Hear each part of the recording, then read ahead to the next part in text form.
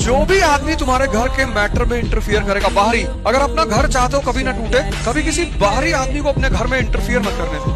किसी भी मैटर में, तुम्हारे भाई से मामला है, तुम्हारा पिताजी से कोई डिस्प्यूट है, वाइफ से कोई डिस्प्यूट है, हस्बैंड से कोई डिस्प्यूट है, कभी किसी बाहरी आदमी को अलाउ मत करना, तुम्हारा पूरा घर खत्म हो जाएगा। जीवन में तकलीफ लगे तो एक बार उस इंसान को देखना जिसे आप अपना पिता कहते हैं, और जब देखिएगा वो इंसान किसके लिए काम किया है, उसको बस गौर से 2 दिन पिताजी की एक्टिविटीज पर नजर रखिएगा कि ये इंसान किसके लिए काम करता है। घर से बाहर जाना, कमाना, घर को ले आना, आपको समझ में आएगा इस इंसान ने सब कुछ किया अपने से, बस अपना कुछ नहीं करा। जिस काम से जितना डर लगता है उतना ही करो, जितना करोगे उतना एक्सपर्ट होगे, और जितना एक्सपर्ट होगे उतना ही सही सलामत तरीके से करते चले जाओगे और एक दिन जीत जाओगे। मांसपेशियों की तरह होती है। मैं तो पोज दे रहा हूं।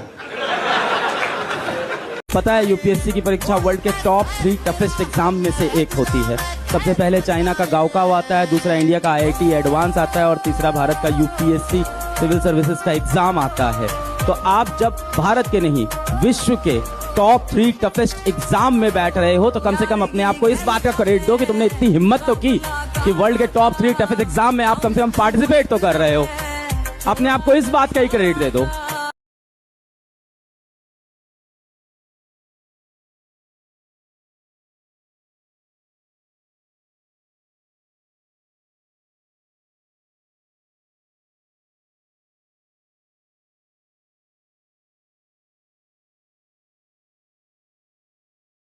पचास बार भीख मांगोगे ना तो मन की संरचना भिखमंगो जैसी हो जाएगी। अगर राजा बनना चाहते हो तो राजा का भाव भी रखो। Self confidence is important. देखो, जो तुम सोचोगे ना वो तुम बनोगे। यानी अगर तुम ये सोचोगे ना कि तुम जीत सकते हो इस युद्ध में तो तुम जीतोगे, बट अगर तुमने अपने मन के अंदर ये सोच लिया कि तुम हार गए हो तो तुम हार जाओगे, तो तुम कभी नहीं जीत सकते। खुदा से नहीं लड़ पा रहे तो अभी आप मेहनत से बहुत दूर हैं। मेहनत, आप सुनिए मेहनत में क्या है, सुन लीजिए। मेहनत में इतनी ताकत है जो खुदा से लड़ने का कुव्वत देती है आपको। खुदा से लड़ने का कुव्वत देती है आदमी को। क्या पावर है भैया मेहनत में। कहां से आए हैं, कहां से हैं, कोई फर्क नहीं पड़ता। हमें जाना किधर है, करना क्या है, बनना कैसा है, क्या बनना चाहते हैं हम। पैसा तो बहुत लोगों के पास हिंदुस्तान में जिसका आप नाम भी नहीं जानते। पैसों की कमी थोड़े है हिंदुस्तान में साहब। जो मुंबई में 20 साल से भीख मांग रहा है वो फ्लैट ले लिया है। आप 20 साल से नौकरी करके रेंट पे हैं।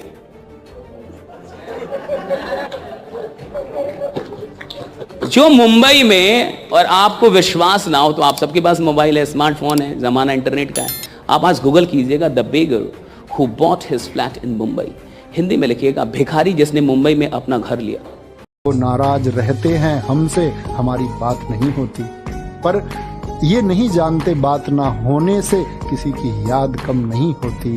वो कहते हैं बीतते वक्त के साथ मोहब्बत खत्म हो जाया करती है, पर वो ये नहीं जानते जो खत्म हो जाए वो मोहब्बत हुआ नहीं करती है। खुदा है इस जमाने, इस जिंदगी की सबसे कीमती चीज है प्रॉब्लम, और ये सबको नसीब भी नहीं है। प्रॉब्लम खुदा सिर्फ उन लोगों को देता है जिससे बहुत मोहब्बत करता है, और जिन पे खुदा बहुत विश्वास करता है कि इस प्रॉब्लम की औकात यही इंसान लगा सकता है।